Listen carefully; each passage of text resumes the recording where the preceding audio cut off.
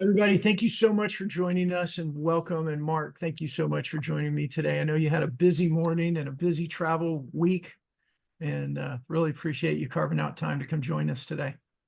Hey, you know what? I'm looking forward to because we're talking LinkedIn. We're talking about how to really make things work to really open up more doors for us. Because boy, some of those traditional methods just don't work anymore. Exactly. Exactly. Well, I see more people coming in. Thank you so much. And just a couple of housekeeping things. The chat's working. Noor is awesome, and she's on the back end helping us keep track of comments and questions. So anytime you have questions, we'll have time for Q&A at the end. But if there's some that pop up, Noor may interrupt us and say, "Hey, there's a really great question," and Mark will be a great guy to answer those. So we'll get those coming in. And we want to make sure that we get all your questions answered. And as you're coming in, keep telling us who's here, where you're from. That makes us feel good. We really appreciate it. I saw Belgium and I think Germany was in there, and New York, and Mark, I know you saw a few others. But so Mark, as we get started, I don't think you need much of an introduction, but I'd love for you to share a little bit about you and how you got started in sales, and a little bit about your sales hunter. I know your podcast has been very influential for me. I fanboyed everybody all over Mark before we got on, and Yeah. Oh, come I'm on, bro. embarrassing him, I know, but I fanboyed. Yeah, you are way too nice. Hey, I got into sales purely by accident. Don't have enough time to tell the story. But over the years, I found sales is absolutely fantastic. And 25 years ago, I left my corporate job and began doing this. What is this? Just sharing with people like all of you out there listening, all over, watching, all over the US and around the world, into how to sell more effectively, how to sell more efficiently. One of the big things I always talk about is the top of the funnel. But here's the key thing, it's about selling with authenticity, selling with integrity, being who you are. So yeah, I'm all over LinkedIn. Probably many of you follow me now on LinkedIn because LinkedIn is a key part of my tool. You'll hear me say this, your reputation arrives before you do. Think about it. You signed up for this webinar probably because you knew either Brandon or myself. But anyway, hey, I could go into more stuff and we'll share more. And yes, my last name really is Hunter. I did not change it to become the sales hunter. But you went into the right profession to take advantage of your name. I've had people tell me over the years that I missed my calling by not going into branding. Well, there you go. See, you could have gone into marketing, but you know Yeah. what? You really are kind of into marketing because you help people Yeah. position themselves. So you're there. Yeah, and for those that don't know me, I mean, my career has been, I'm an entrepreneur. God created me this way. I love to start companies and help people. I've got a personal mission of creating strategies and systems and companies that, number one, help build my team. And then number two, I like to help either business owners or sales professionals put systems in place that generate more revenue for them in a more peaceful way, which I think is really important for all of us in life, to work hard, but work in from a place of peace. Um, my career and the companies I build have all been about top of funnel. I love networking. I love building pipeline. I love creating reputation that helps open doors. And that's what I've spent my career doing. And Fist Bump is just the next generation of that. As technology's changed, as buyers have changed, I've shifted from my first business in 1998. Yes, I'm that old. And all the way to Fist Bump now, where I chose LinkedIn not because it was a new tool, but because I saw the value of what LinkedIn really can do to build that top of funnel. And Mark, I appreciate the way you said that. I think of so much of what I am as one foot in marketing and one foot in sales. And as LinkedIn, and there's so much noise in the space, I think a lot of leaders and sales producers need to be thinking a little bit more like marketers, and still retain that sales outreach focus, but it's now both and not one or the other. And I think the years of being able to put marketing in a silo and sales in a silo and look at them differently, they've probably passed us up. Oh, they certainly have. We really are one and the same because people really want to deal with genuine people. People really want to deal with genuine companies. You look at Yeah, so many companies that people want to go to work for. Do they yeah, line up with their values? Do they line up there with their morals? Same thing with who they buy from. absolutely. Well, let's jump into this. And I know, Mark, this is your expertise. around Outbound. You're one of the founders of Outbound, sorry, and so many words out there. Why is Outbound challenged right now?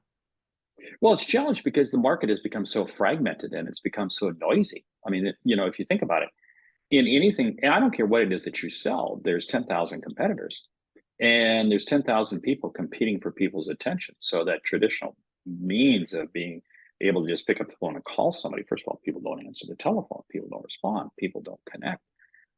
So they're turned off by it. This is why Outbound is absolutely challenged. It's because of automation, people feel, well, I'll just send out 10,000 emails. Well, guess what? That doesn't work. That doesn't work. And that's why we have to find new strategies, new ways. And that's what we're going to be sharing here today.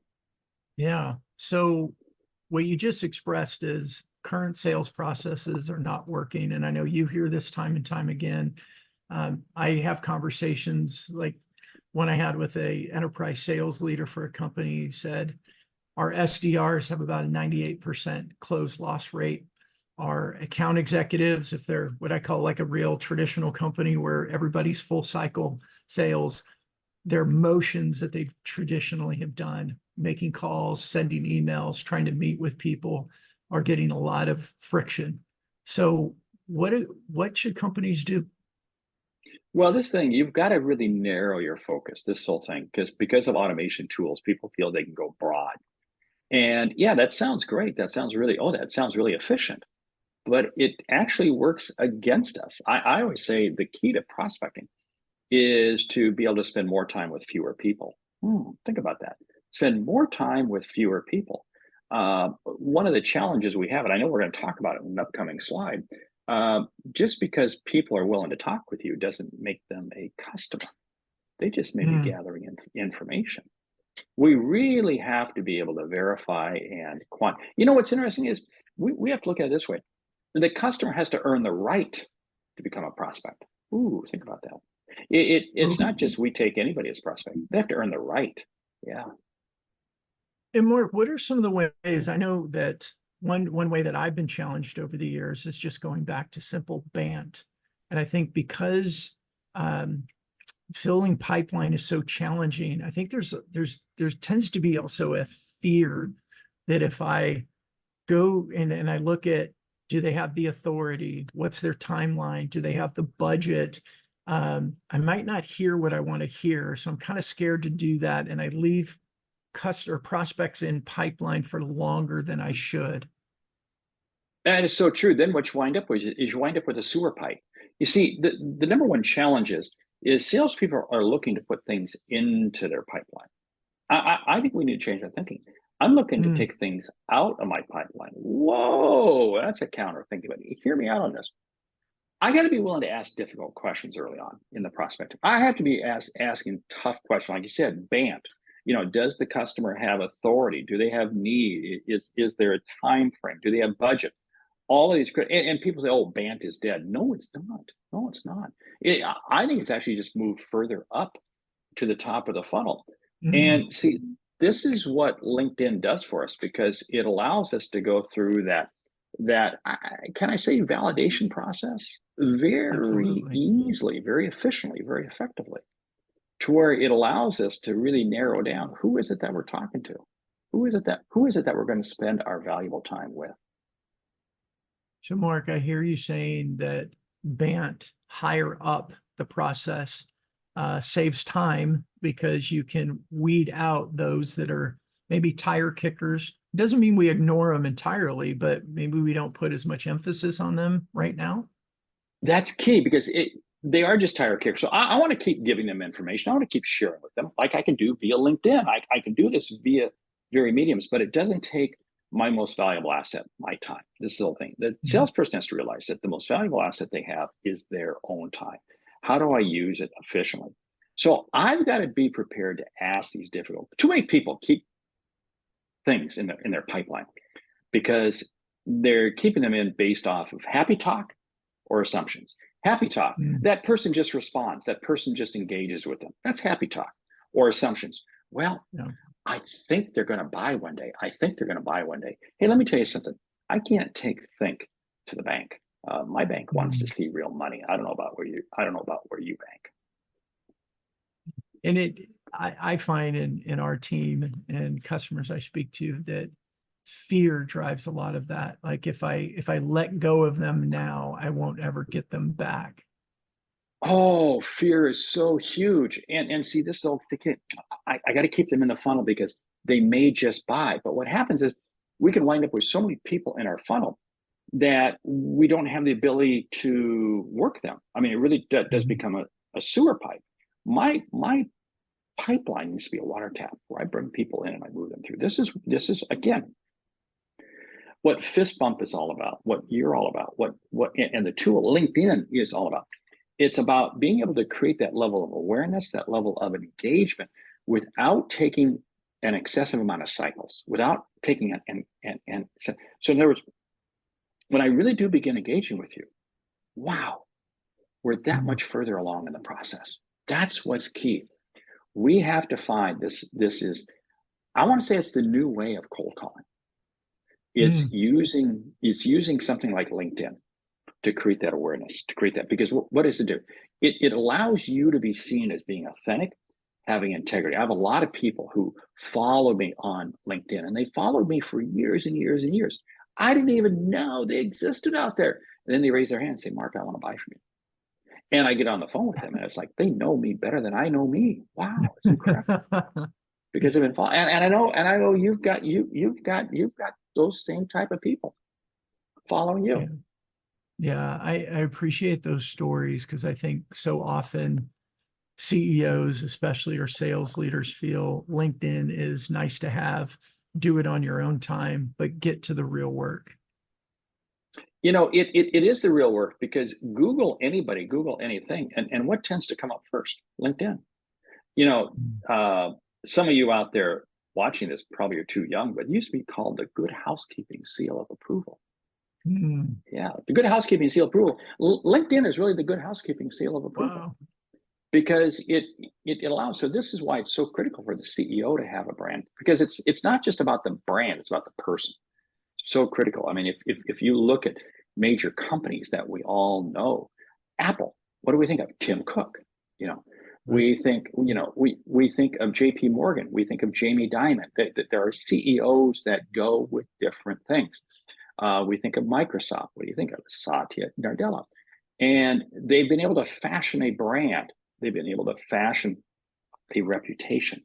And that's absolutely critical for us, regardless of where we are in the organization. But it does start with the CEO. Yeah. How do you see that helping when say Satya at Microsoft, he's so prevalent, he says such wise things, he shares so much content. How does that help the Microsoft sellers as an example? Well, you and I both know one of the top Microsoft sellers, Carson. And I'd have to ask him, but I can't imagine that he gets into a conversation too long with anybody that they don't bring up Satya's name and they don't Right. mention something about what he's written about, what he's done, and again, what does that do? It creates another entry point. It creates another piece of connection. And again, what does it do? It helps you create reputational authority. And that's key. LinkedIn allows you, and I'm not saying that those gentlemen I just mentioned, Tim Cook, Jamie Dimon, and Satya Nadella, only use LinkedIn. No, I mean, they're in the media, they're in the big media. But it's all about creating a reputational authority. And for you and I, our best place to create reputational authority is through LinkedIn. Yeah. And you were a guest on our show, Mastering Modern Selling, Yes. about a month and a half ago. And you started that conversation with consistency creates credibility. I really love that. You explain what you mean by that? This whole thing, so many times what people, you can't drop in on LinkedIn once and then 2, 3 weeks come back, 3, 4 weeks. No, no, no, no. Sales customers want to deal with companies that are consistent. Sales companies want to deal with, we wouldn't all patronize Starbucks way too much the way we do if their coffee wasn't consistent. We wouldn't patronize different things if they weren't. That's a little bit of what we have to view social media and LinkedIn in particular is. Consistency creates credibility. in my own world, my own life, I am consistent on how and when I post on LinkedIn. Now, I admit I'm kind of off the deep end, but I've got 300 plus thousand followers. So I've got a little audience that I got to kind of tend to. They expect that from me. But you have to understand what is your level. It might be once a week, it might be twice a week, it might be three times. I don't know what it is. You select it, but be consistent because the marketplace comes to expect it. Yeah, and we're going to share, and towards the tail end of today, we're going to give some practical ways to be able to do that. Mark, I know one of the questions that we've been asked, and you and I had talked about this ahead of time, is customers are expressing an interest, but then they don't turn into customers. What's going on there? Well, it's so many times because again, this is the happy talk. This is the assumption. People will sit there and take our meeting. They'll take our call, and we spend time with them. They express interest, but they don't pass the sniff test because there's no urgency. There's no critical need, so they never turn into a customer. This is why one of the ways that I can use LinkedIn. I can use LinkedIn. I've had this happen time and time again, where I have had people who reach out to me and they say, Mark, I've been following you for years. I've been reading your content for years. I need you to come into my company. I need you to come in and talk to our salespeople. I need you to do this. And this happens all the time. Now, if I had tried to spend time with them along the way, it never would have been efficient. It never would have been an effective use of my time. So customers will express interest because again, I'll post something and get positive comments. Hey, I like this. I like this. It doesn't necessarily mean they turn into customers. So again, I've got to understand, where does happy talk lead to assumptions, lead to dead ends? And I've got to be careful on it because again, I'm one of the things I always try to do is I'm going to take an online connection and turn them into an offline conversation. What do I mean by that? Right. Online connection, and then I may turn it into a LinkedIn message, where we're just sending messages back. I'm doing that right now with several people, and that in turn leads to a Zoom call, a Teams call, or something of that nature. But it's a process you go through. So I'm using LinkedIn as my entry point to find those who really do have an interest. And that's what I think as sales producers, it's that 1 foot in marketing, consistent message, sharing that valuable information, and then 1 foot in outreach. So you're doing both simultaneously. And what I heard you just say there too is, as you said earlier, shrinking the pipeline, getting really super focused, and moving BANT up higher in the process. Spot on. Yeah, I think if you do those things that you just described, Brandon, I think, again, it's a long-term play, but you will see demonstrable success. Yeah. And the other piece there that you alluded to is the subtitle of today was how to leverage this tool of LinkedIn and our consistency to create those inbound leads. And I think that's a goal every sales leader has. They want those inbound leads.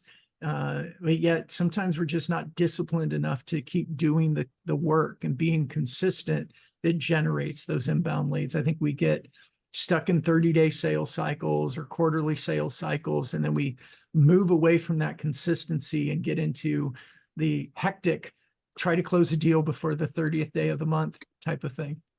Yeah. Hey, can I say, you just dropped a key word. It was mic drop. Consistent discipline. That's so key. We have to be disciplined. Sales is not for the undisciplined. If you look at any top performer out there, they're incredibly disciplined. Okay, I'm sorry. I could get off on a side tangent. Go right ahead. I mean, that's our episode that you were just on several weeks ago. I mean, we hunkered in on that, but I think it's important because it is so valuable to our reputation. It's so valuable to generating those inbound leads. That consistency and the type of content we're sharing is so important.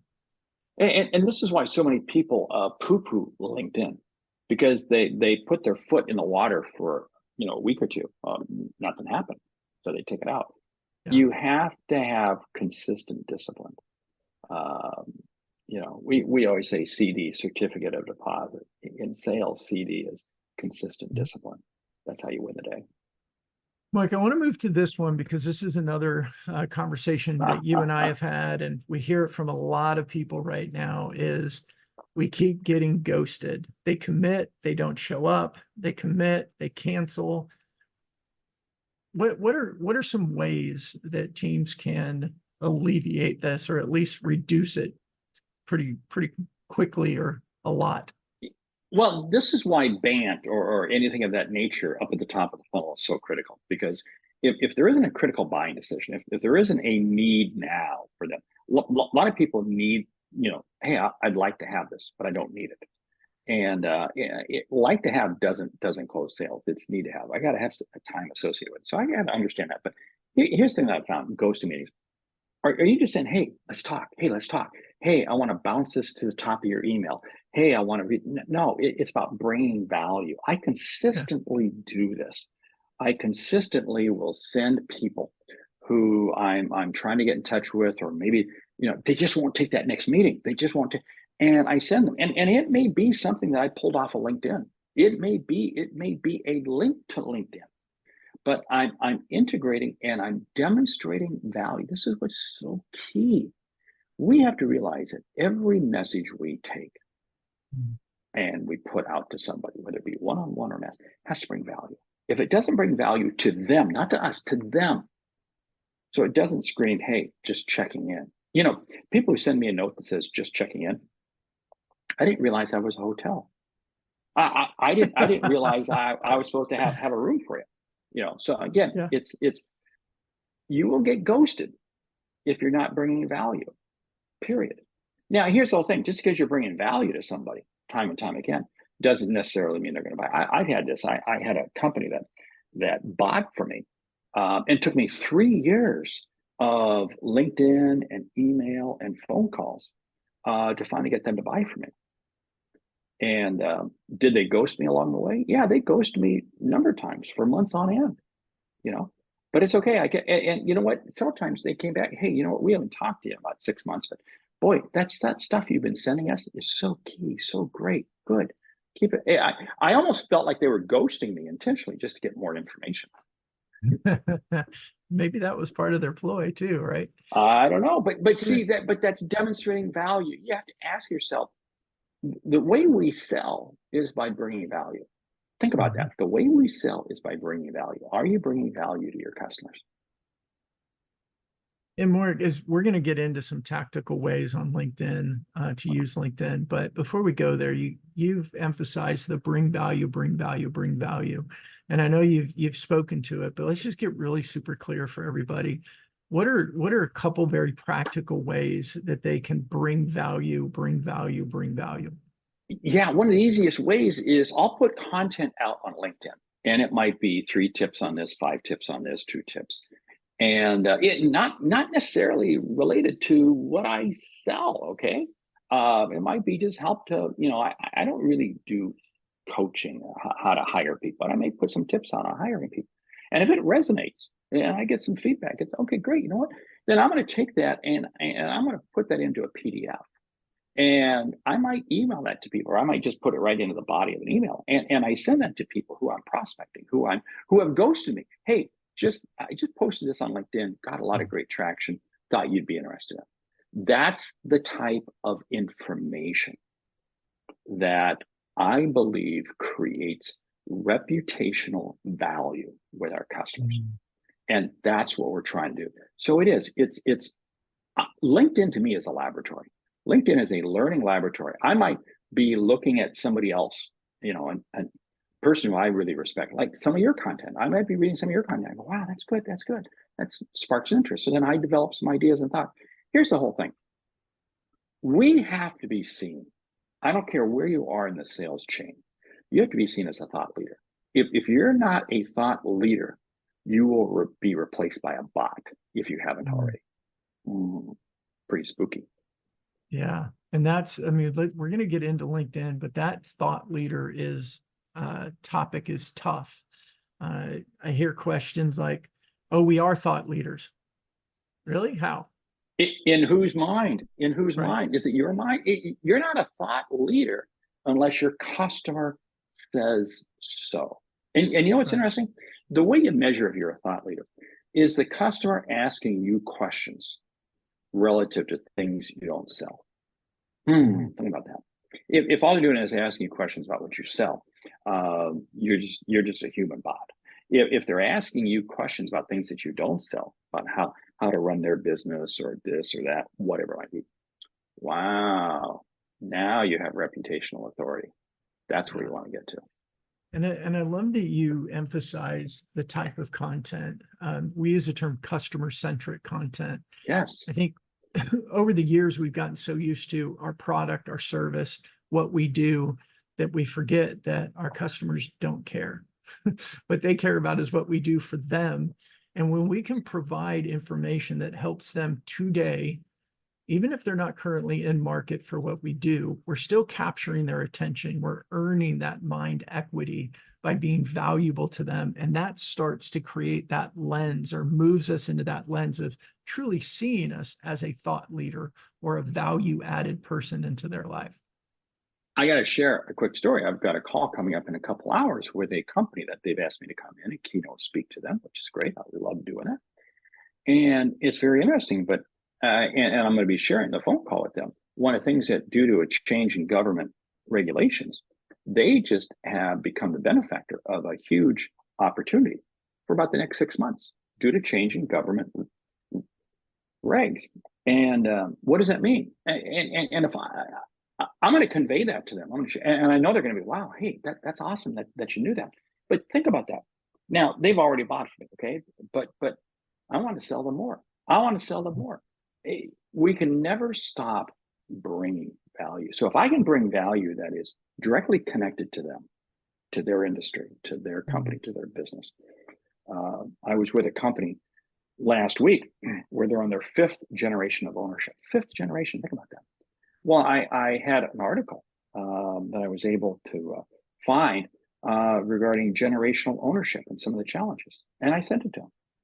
And the CEO of the company wrote back, "Hey, thank you for sending that." You see, that's how we create connections. It's so easy to do this, but you gotta be listening. And I'm continuously looking to LinkedIn to help me. I love that. I love that.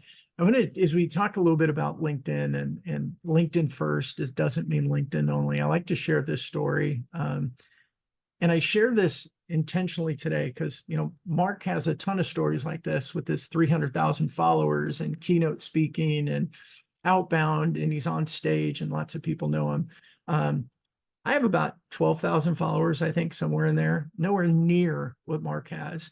But I was at the airport, and this one is recent. I've had experiences like this. We call it the tap on the shoulder. I'm at the airport. Nor, who helps me with everything, she's on our back end. If you have questions, she's there.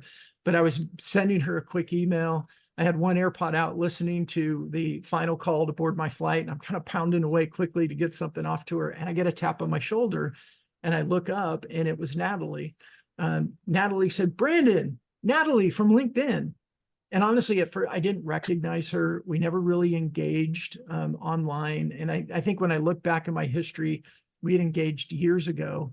But she says, "Brandon, I love your content. I love what you've been sharing. In fact, the customer I'm going to visit right now, I need to introduce you to them. They really need what you do." And I think that speaks to the consistency, creating that credibility. She's willing to introduce me to one of her clients. There had to be some sort of credibility or trust there. And we had never had a face-to-face before. And that LinkedIn first became a face-to-face, quick hello in an airport. And now we're playing calendar bingo right now, trying to figure out when, but we're going to have a coffee together because we're both in the Atlanta area. And we're going to then talk about what is, you know, how can I get introduced? Tell me about your client. What do they need and what's going on? And I tell that story for everybody because that consistency gives that credibility, and people feel confident in approaching you because they see you consistently and the content that you're sharing. That is so critical. What a great example. And you know, it happens a lot more than you realize when you're able to call somebody, a company that you're trying to prospect into, and then sit there and say, "Oh yeah, hey, I've seen your content out on LinkedIn and something like that." That's huge. I love that Natalie story. So powerful. Yeah, because you took an online connection and you're moving it into an offline conversation. Right, absolutely. I think I messed up there. But so when we look at LinkedIn, we're really focused on some very focused goals to help create and move that pipeline faster. And we have two expressions that we work from. One is, I see you everywhere. It's just to imply it's not literally they're going to see you everywhere, but that it helps us be consistent. We want them to see us involved in the space. We want the consistency of what we post, but also the consistency of what else we're engaging with. Where are we commenting? And the consistency of that and the strategic focus of that with our prospects, the people who influence our prospects, we can create that I see you everywhere. And then the second follow-up on that is, I feel like I already know you. The reason that's so important is because buyers still want to do business with those who they know, like, and trust. And we have this tool with LinkedIn where we can share more of our humanity, not just hide behind our title, hide behind our brand, but we can actually share who we are, share the engagements that we have, share customer experiences, really share the value. I think that's where we bring value, as Mark, you keep emphasizing. And I heard this one a lot from C-suite, especially, is LinkedIn's nice. It's kind of a nice to have, but it's more passive. It's not focused. But it actually is, when done right, it's not passive at all. It's very active, it's very strategic, and it's very focused. I totally agree. It's very focused. You know, if you think about it, I don't know, it's probably what, 700-800 million people on LinkedIn. Your messages don't go out to 700 or 800 million people. I don't care who you are. They go out to people in your circle. So it is very focused. And this is the whole thing. In order for us to be effective, we have to be focused. I see you everywhere. I hear that all the time from people. And no, it's not. I mean, I know a lot of people who would never see me on anything in social media because they're not part of my circle. You got to be part of the circle. And that's the thing. So it is, but this comes back to, you got to define who is your market. Define who your market is. What is it that your market's looking for? And how best should I reach them? How best should I use LinkedIn to reach them? Yeah, and I heard you, one of your recent podcasts with, I think it was you and Bren. Bren was substituting in for the day. And you emphasized again your ICP. I think you and Bren both did, about how important it is now more than ever on that clarity on your ICP and what they need, who they are, what's going on in their world. Yeah, this is so true. I mean, ICP, ideal customer profile. Who is the person? Like I said, I don't care about the 600-700 million. I only care about ideal customer profile. If you can't develop who that avatar is, and the best way to do it is look at who your current customers are. Who are your current customers? And really begin to define what they look like. Who are they? That's where you want to go. And that's how you'll be seen everywhere. And that's how they'll sit there and say, I feel like I already know you, because you're reaching other people just like them. Yeah. And I want to finish today strong with some very tactical and practical actions that people can take away. So we're going to wrap up here with, I want to talk a bit about the most engaging posts that we see happening right now. I hear a lot of, oh, we post and nobody engages. So here's a tip that's working really well right now. And then commenting to create those conversations, how to create that I see you everywhere effect. And then there's some mindset shifts that I believe we need to embrace in order to really leverage LinkedIn well. So here's my funny picture. I like to share with one of my posts. It's goofy. I got this goofy face. I had this stuffed chicken. And the reason I share this one is what we're seeing with posts. And in one of my LinkedIn groups, I messaged them the last couple of days and said, hey guys, what's working best right now? What's really happening? And it's this combination. It's a two-touch post, two-touch approach, where 1 + 1 can equal 3 or 5. When we're using those personal pictures, we're creating our humanity. we're showing who we are. We're sharing with people a bit more about our person.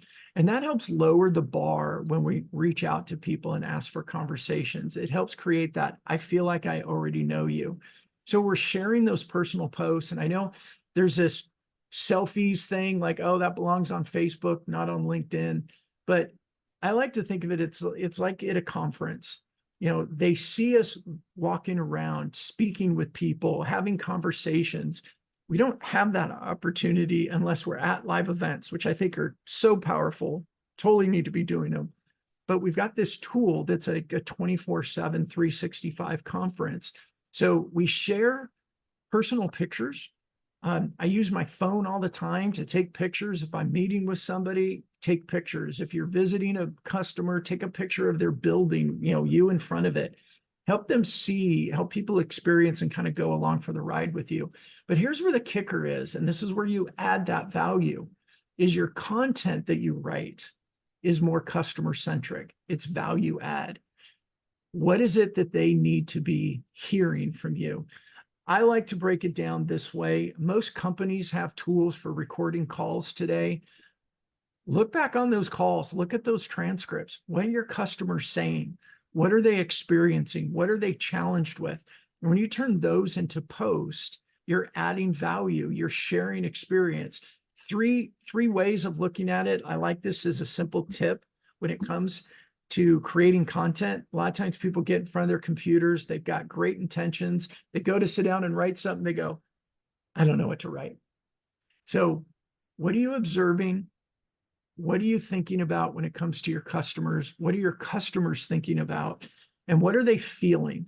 When we can tap into those three things, observe, think, and feel, I find that it gets much easier to create valuable content for our customers. So look at those transcripts, remember what they're saying, what they're sharing, what's going on in their lives, and turn that into content that we can share. And it also influences when we go to comment, because we can tap into those stories in those experiences and share those with other people. What do you think about that, Mark? I think that is so spot on. And there's no, people stress out over what to write. It's just, what are you observing? What's of interest to them? What is of their need? Share it. I'll take a question. I might be on a phone call with somebody, and somebody poses me a question, and boom, all good. And we've had a number of questions that have popped up in the chat. I'm going to take each one of those. You know what? I'm going to make sure that I address them over the next several weeks or so on LinkedIn, for instance. Hopefully, yeah, we'll get a chance to answer them here too. But again, because it's of interest, and that's, don't stress over it. Just post it. Do it. Yeah. But absolutely. you know what? Though something that you got to. Oh, I'm glad. No, go right ahead, Mark. Go ahead. You got to comment. Don't post and ghost. Where you post and leave. Those first couple hours, especially when you post it, be watching for people who are making comments and comment back. Because if you do this in the first couple hours, it's amazing how LinkedIn will say, "Hey, people are engaging with this," and guess what? Then they start sharing it with more people. They start sharing it more. But yeah, and I was focused commenting today on commenting on other people's posts, but you're spot on. Yes. We comment on other people's comments. It's a good algorithm hack for sure.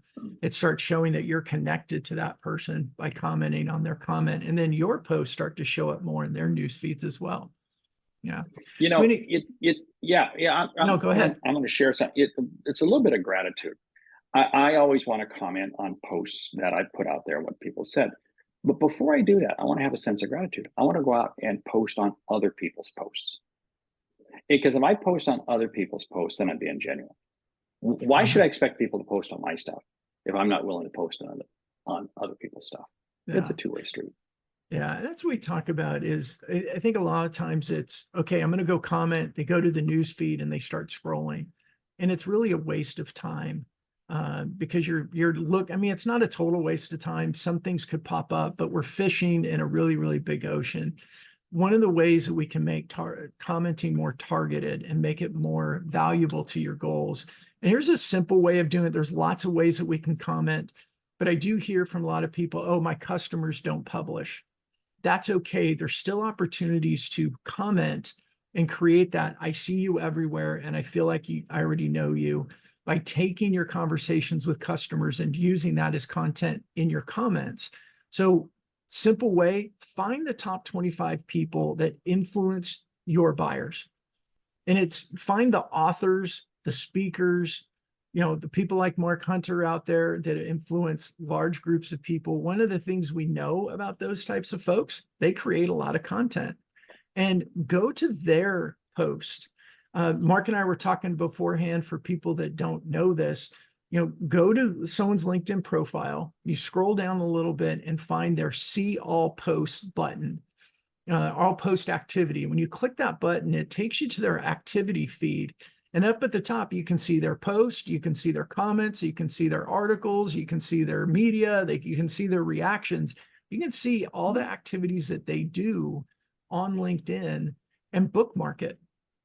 Bookmark it in your browser.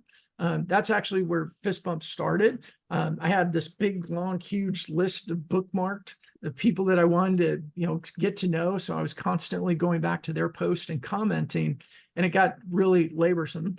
And because I had a spreadsheet that went with it, I could document what I did. And that's really where we created the initial Fist Bump tool as a technology to really streamline that and make it more efficient. But the key here is, if you don't think your customers are publishing, go look at their business page, because their business page is probably publishing, and go be valuable to that. Engage with it. A lot of businesses are going to post things about their job openings. They're going to post about events that they're going to. And think of your network, who could find value in that, and comment by tagging them. Let them know, hey, they're going to be. Yeah. Go ahead, Mark. Sorry. No. I mean, that is so key, that 25 influential voices. And yet this is one of the values that Fist Bump brings, because you've got the system that you can do it for people. That's why, I mean, I got to do a shout out, because some of you listening to this are stressing out. I don't have time for that. Fist Bump's the solution. Thanks, Mark. Look, we're going to end this with two quick things, and we'll take some questions for Mark. There's mindset shift that we find that if we come into this from just the old school outbound message, ask for meetings, it's just not as effective. So quality over quantity, Mark, you talked about this earlier today. Making sure that you're leading with value, not the big wide spray and pray, even with automation that's got some personalization built into it. It's really truly being more focused on, how am I adding value to this person? How am I adding value specifically to this company? And you said it at the very beginning. Let's reduce the size of our pipeline, have better conversations, add more value to specific people, and that develops the quality over the quantity. The second thing we talk about is one of our big tenets is attract and retain attention today. Excuse me. And that speaks to, again, what you said, value. If we look at our TAM, our total addressable market, the data suggests somewhere between 3 to 5% of anyone's TAM is currently in market. That means if we lead with product, we lead with service, we lead with this is what we do, you're speaking to maybe 3 to 5% of people. When you're sharing content that's valuable to 100% of people today, Mark, you talked about sharing things about how to hire. It's not exactly what you do, but it's valuable to your ideal customers. Turning that into content, turn it into a PDF, email it out to people, talk about it in social. We're attracting and retaining attention today, even if they're not currently in market. And what we find is the effect of that is you start to create demand. You build your personal brand, you represent yourself truly as a thought leader, because you're, and what we all strive to be. I want to be known as a thought leader. I want to be a trusted advisor to my prospects. Well, this is where you're actually giving trusted advice. You're helping them today, whether they're in the space or not. Mark, how would you summarize all this? That is so spot on. I mean, it's exactly, I can't stress quality enough over quantity. And you do that enough, and you will eventually, you'll retain attention and you'll create demand. But again, it goes back to consistent discipline. If you don't have consistent discipline, nothing's going to happen. Somebody raised the question, Mark, how did you get 300+ thousand followers? Consistent discipline. I mean, I've been doing it for years. I was on LinkedIn before there were pictures. I don't know if any of you remember those days. Brandon, I don't know if you remember those days, but it was, they didn't. And I remember when you added profile pictures. I was like, that's spooky. That's spooky. So. Yeah, I may have been on LinkedIn then, but I don't think I was using LinkedIn well enough to even post and share. I saw it as just a digital version of my resume. Yeah. We're going to end up on this. Look, we call this the modern prospecting flywheel. And we think there's two very, very important components of it. Number one is your leader, whether it's a sales leader, it's a C-suite, preferably C-suite. We talked about it earlier with Tim Cook and Satya. That's when they're active, they're consistent. It increases not just their reputation, but it increases the reputation of the brand. It keeps them top of mind. It keeps your brand top of mind.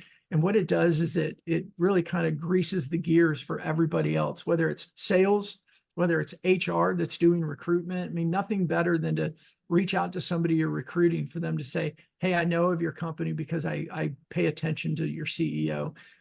That doesn't happen if they're not well known, and that doesn't happen if they're consistent with content sharing and being active in this, wonderful 21st century business platform of LinkedIn. Then simultaneously the rest of the team. And I know this gets really difficult. I don't have time. I don't know what to publish. I think today Mark's laid out some really clarifying ways that consistency is so important, and ways that consistent content and commenting and being active in this. I like to call LinkedIn a 24/7 conference where all of our prospects are, our competition is there too. Who's working the room better?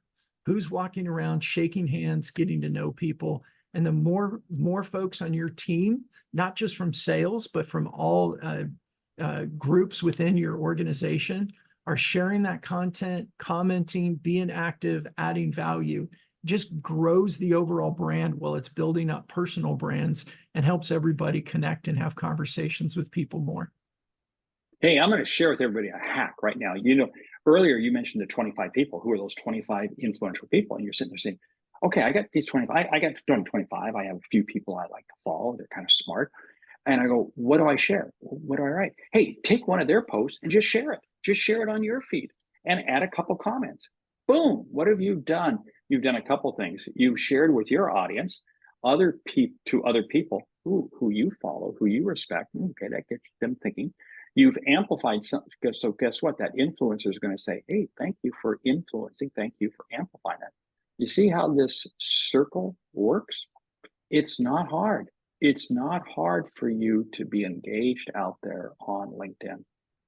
And it reminds me, I bring this up a lot. This is still one of my go-to books. Reminds me of be more interested than trying to be interesting. And it opens doors a lot more. So helping them, you mentioned Zig Ziglar earlier before we started the webinar. And one of his expressions is, you can have everything you want in life if you help enough other people get what they want in life. Helping other people amplify their own messages, getting them to connected that would serve them is a great way to become interesting to other people. Absolutely. That's pretty easy to put other people first is pretty easy. Yeah. I'm just taking their posts and I'm sharing it. And guess what? It's amazing what's happening. Yeah. Mark, for somebody that's listening, they want to reach out to you. Where can they go to learn more about you and your offerings? Well, the best place, hey, you can follow me on LinkedIn. We've been talking about LinkedIn, so you can find me out there, Mark Hunter, the Sales Hunter. Or just go to my website, thesaleshunter.com. Yeah. But hey, I want to talk about this free, because you're offering a free flywheel planning session. Tell the audience about that. Thanks, Mark. Yeah. So look, I know when we share a slide like this, there's a lot of, they're interested, like this makes sense logically, but there's a big chasm there between how do we practically do this? And Nora's going to put links in to the chat. There they are, for connecting to Mark's website and connecting with us if you want to take advantage of this. Like it's a challenge. We've got a framework that can help, build that process easier and quicker for you. So if you have a need, it's a free session. It's, would give you 30 minutes to go through, and we'll share with you a little PDF that we have. It's kind of a planner that helps you plan and strategize in order to create that. Well, Mark, we are at the end. We're Q&A time. And Yeah. Nor, I know we've been trying to peek at the comments and some of the questions that have come in, but maybe Nor, you can highlight a few that we may have missed, or Mark, there's some that you may have seen that you want to address. Yeah, our good friend Doug Lehman out of Atlanta. Hey, Doug, great to catch up with you. He thought, hey, digital sales rooms as an outreach for post-sales engagement um, to re-engage clients in new opportunities. Beneficial, yeah. Digital sales rooms are just coming of age right now, and they are very, very key. I don't know where they're going to land long term, but they are certainly a valuable source, valuable tool if you already have them as a customer. If you don't have them as a customer, don't expect them to be engaged with you on that. So my feeling is after the sale's been made, terrific. Yeah, I think that's a great point. We implemented some digital sales rooms about 4 or 5 years ago, and they failed miserably. And the reason, I think, is as we've talked about, there's so much noise. We're trying to get their time, which is their most precious commodity, to come in and do research. It is a challenge to get people to spend time going to something else specific. They already have their chores, their tasks, the things that they need to do, and then there's this LinkedIn component. You're giving them another link. There's a bit of a barrier there to get people to do that. Yeah. Hey, somebody else asked, this whole thing about how did I get 300,000 followers? And I said, consistent discipline. I'll tell you what, I'm going to challenge everybody right now. Demonstrate consistent discipline. Demonstrate it. If you're going to post and comment certain times, and there are certain times of the day, I'm always out on LinkedIn. And this is where, again, fist bump. I can't speak loudly enough for the values of fist bump, because it takes so much of that work off of your plate and allows you to be that much more efficient if you're time constrained, especially if you're a CEO. If CEOs are saying, I can't just, okay, fine. Fist bump comes into play. CMO, fist bump, all the, anyway, it's just, but one way or another, you got to have consistent discipline. Yeah. And there's so many tools out there. And one of the things that we've done, my goal is, how do we help humans be more efficient without losing that humanity? And there's a lot of AI tools out there now. And I know, we're in early stages with AI and it keeps getting better. But we've all seen over the last 9 months this increase of AI generated content that sounds robotic.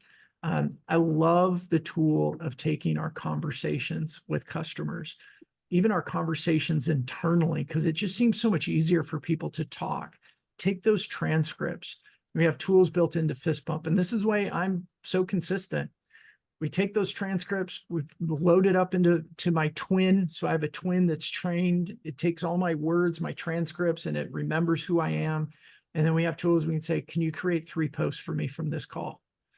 And it creates it for already in my words, my voice, my tone, from my experience, because we pre-trained it, and it does it like that. But it's not robotic, because it's taking my words, it's taking the transcripts from a conversation that I was in, and creates it much more efficient. So you can then clean it up. AI is not there. It's not perfect.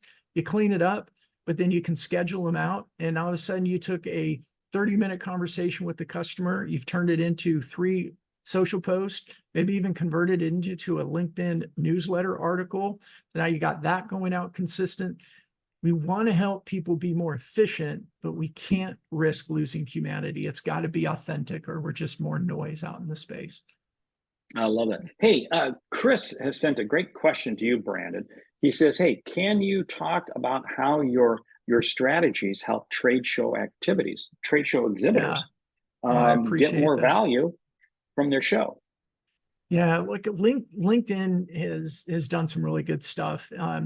Look, PPC is challenged, and digital advertising is challenged. I just spoke to somebody. They're 100 people shy. They had a 400 people goal to come to their event. They're over 100 people shy of it. They're doing everything they've always done. They're pounding the phones, they're sending emails, they've got their PPC ads, and they're just missing their targets. A lot of the 300 were just people that renewed from the previous year, but that delta they expected from people that hadn't come in the past. And one of the ways that we've been seeing is taking a lot of our content, and it's not promotional content. It's value-driven content. It's conversations like the one we just had in the webinar, that we're sharing value, we're giving practical advice, and we use those videos in more thought leadership advertising targeted to potential attendees. So getting custom lists, targeting those ads to them, but it's different because it's not promotional. It's not a click here to come buy our product, click here to come, learn more about us. It's sharing an interview. It's sharing something from a live. It's sharing something from a webinar, and we're adding value because we're teaching and training. With that custom list, you're building mindset. We did this with a customer last fall, a Microsoft partner, and on a very small, it was less than $4,000 budget on the ads, we had over 600,000 minutes of viewed content. What did that do? It built the brand's mindset in this very targeted audience of people. And then at the booth, we watch people walk in and literally say, oh my gosh, guys, I've just seen you everywhere. I wanted to come in and learn more about who you are and what you do. So it's the type of content is important because ad content is getting ignored. Think about yourself. We see ads and we scroll right by. But when it's valuable content, it's helping to educate them, a little bit of entertaining them. It's capturing their human attention, and we're sharing that. It's building that mindset and makes them more comfortable to walk into your booth. I mean, we know, we've all seen it, right? People walk down the aisles and booths and they look straight ahead and they don't look right. They don't look left because if they're scared, if they make eye contact with the salesperson, they're going to come out and hound them. What better way than to sit in your booth and have people walk right in and go, I feel like I already know you. I see you everywhere. I want to have a conversation. Stand out from the sea of sameness by doing that type of activity. Great question, Chris. Thanks for that. And I know you're very much associated with the trade show space, doing great stuff at Blue Hive with building booths for people. Hey, Chris, I'm going to add something. Even before the show opens, you're ready to go. Show's going to open in 20 minutes. So do a LinkedIn Live. Do a LinkedIn Live right then. Hey, you're standing in the booth. You're talking about what you're going to be, what you're going to be sharing and what's happening. Create a little bit of buzz, a little bit of FOMO if people don't come by your booth. And when you've done all the other LinkedIn activities well over the previous 6 months, so you're connecting with the right people, you're commenting on their stuff, then your LinkedIn Live is going to pop up in their news feed and they'll get a chance to see you. And I love it, Chris. Create that buzz. Absolutely. The other thing I'll add to this, I know we're running out of time, but I love this one. It's worked really well. We do video inside the booth, interviewing people that are walking by. Hey, tell us about your experience at the show. What are you hearing? Why are you here? Take those videos, get their permission, of course, and then run those as thought leadership ads for a 1 mile geofence radius of the event site. Guess what's going to happen? Everybody, when they got time, what do? They open up their phone, they're logging into LinkedIn. Even if they're logging into Facebook or Instagram, they need a little break. They're grabbing a burger in between meetings. They pull up their phone and you've got this video in front of them that's people from the event talking about the event.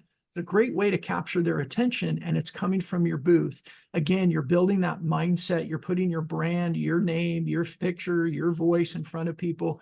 It's more welcoming for them to walk into your booth, and they walk in and they say, man, I keep seeing you guys everywhere. Tell me more about who you are and what you do. It's building that influence. The I see you everywhere is so important because we stay top of mind and they feel like they already know us, which makes it more welcoming for them to jump in. And when you do those, make sure that there's enough visual background of pictures, signage, and so forth, so people can see that that's the trade show. That's the trade show happening right then, right now. That's how you keep creating more and more FOMO. Absolutely. Well, Mark, thank you so much. I'm going to let you end today with summarizing up what we've talked about today and what C-suite and sales leaders need to be doing to overcome these challenges that they're facing. Yeah, here's the key thing. Your reputation arrives before you do. You have to understand this. You have to remember this. Your reputation arrives before you do. Protect your reputation. Put the customer first, share of interest to them, and demonstrate that you're authentic and real. And what's going to happen? The rest of your company is going to pick up that same message, that same mantra. They're going to carry forth. This is why I love what Fist Bump does, because you help handle that for all those C-suite people. Consistency. Absolutely. Well, Mark, thank you so much for joining me today. I really appreciate it. And you made me a bigger fanboy. I appreciate your heart. You've always been very supportive of me and my companies. I'm really grateful for that. Thanks for taking time to join me today.